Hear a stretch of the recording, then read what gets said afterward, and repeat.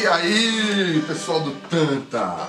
Hoje é quinta-feira, dia da gente falar sobre jogos em geral, geralmente videojogos, videogames. E na nossa série sobre as 10 gerações de videogame,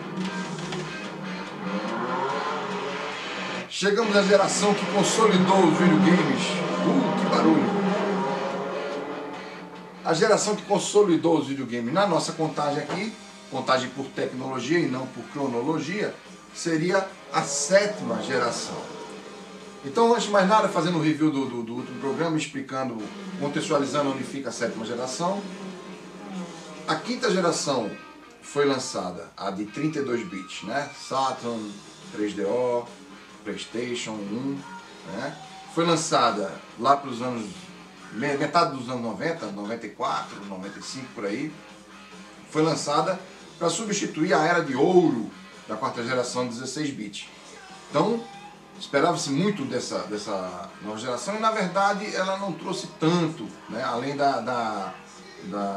do início de jogos tridimensionais.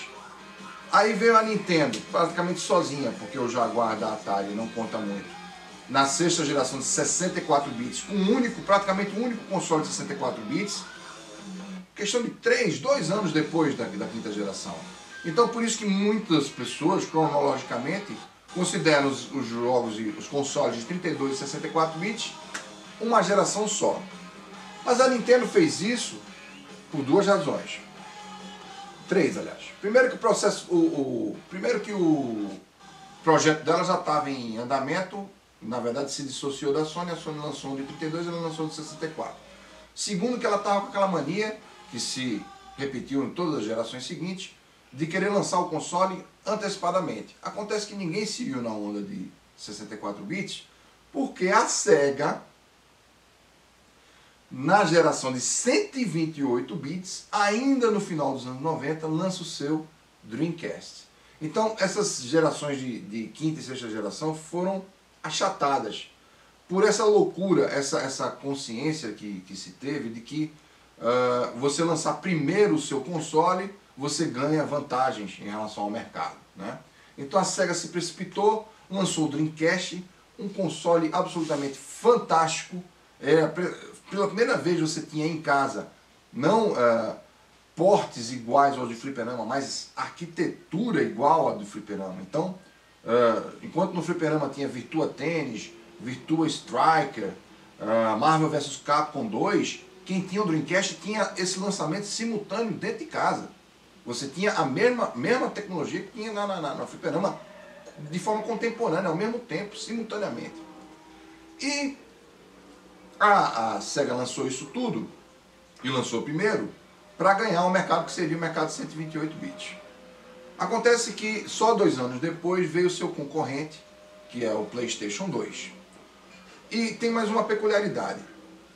A gente diz que a Sega lançou precipitadamente o Dreamcast, porque quando ele chegou muito caro para competir com consoles de 64 e ainda de 32 bits. E ninguém investiu muito nesse projeto da Sega em decorrência do próprio não tão bom êxito do Saturn de 32 bits e da quantidade imensa de acessórios que ela tinha lançado para o Mega Drive, Mega CD, 32X, etc. Então o pessoal ficou desconfiado e sem dinheiro para pagar a nova aventura da Sega, que seria o Dreamcast, né? Mas tem uma coisa, o Dreamcast foi um console fantástico e colocou no mapa não só a questão de você ter, ao mesmo tempo dos fliperamas, jogos dentro de casa. Então, para que ir no fliperama se você tem dentro de casa o mesmo jogo, né?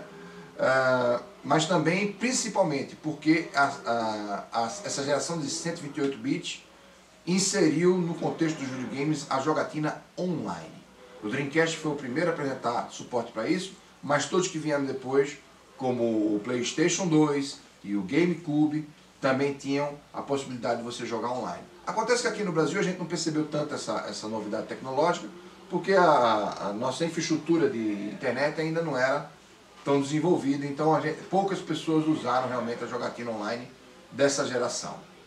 Mas olha só, é a geração que consolida os videogames, é uma geração muito duradoura, para com essa bagunça de eu vou lançar uma coisa, eu vou lançar outra coisa, eu vou lançar uma coisa mais incrível ainda junto com vocês.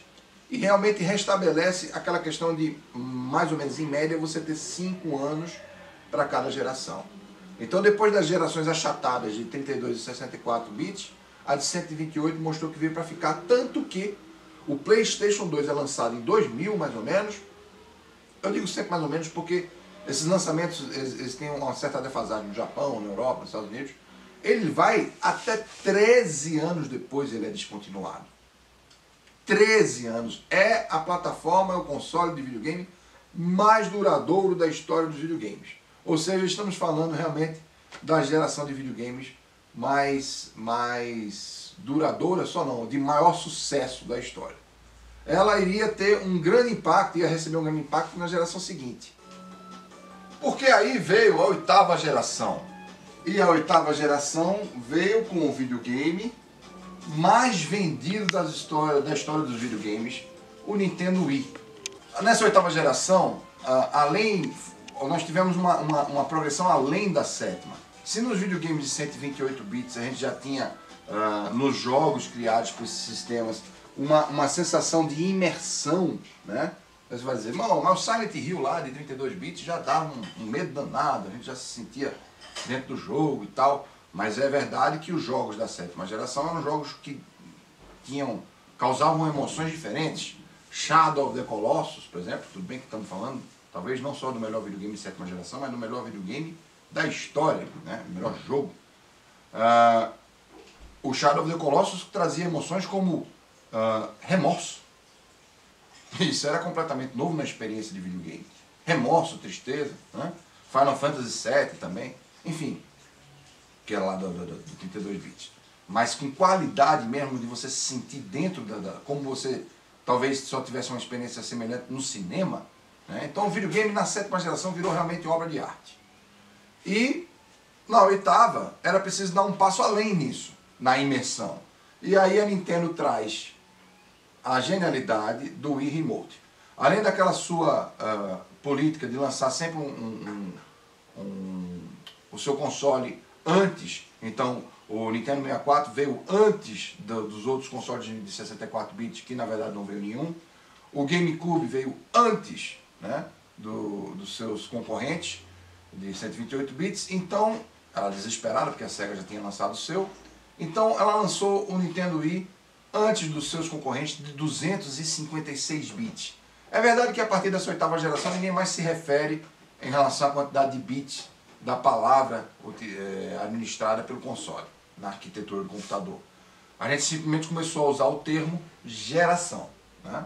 Então, nessa geração temos o Nintendo Wii, o PlayStation 3 e o Xbox 360. Essa geração foi uma geração muito competitiva. Essas três empresas de criadoras de console batalharam muito, mas a introdução desse controle remoto pela Nintendo tornou o videogame tão revolucionário que agora você não só os jogos tinham uma atmosfera de imersão, como você de fato estava dentro do jogo. É o seu movimento que faz o jogo acontecer. O jogo depende da sua agilidade, não com o joystick, mas com o próprio corpo, né? Isso fez com que os concorrentes enlouquecessem. A Sony lançou para o PlayStation 3 um acessório muito parecido com o Wii Remote, o pirulito da Sony, como a gente chama, que é o PS Move.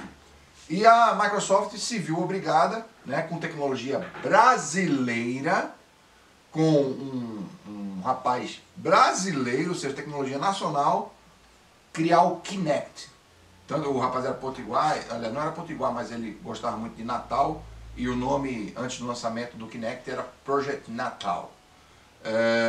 O Kinect vai além do Wii Remote, ele captura mesmo os movimentos do próprio corpo.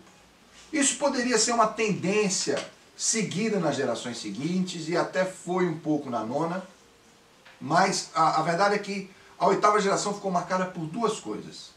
Uma que é o videogame mais vendido da história dos videogames, que é o Wii, já falei isso, e essa imersão em que todas as empresas buscaram não só evoluir a qualidade dos jogos, das plataformas, mas também colocar o jogador dentro do videogame. Não só com o tapetinho, mas realmente com os seus movimentos, né? E também os games musicais, né, que tinham crescido e se desenvolvido na geração anterior, também começaram a ter o seu crepúsculo, né? As guitarrinhas e bateriazinhas e microfonezinhos para cantar junto com o console começaram a ter seu crepúsculo nessa geração.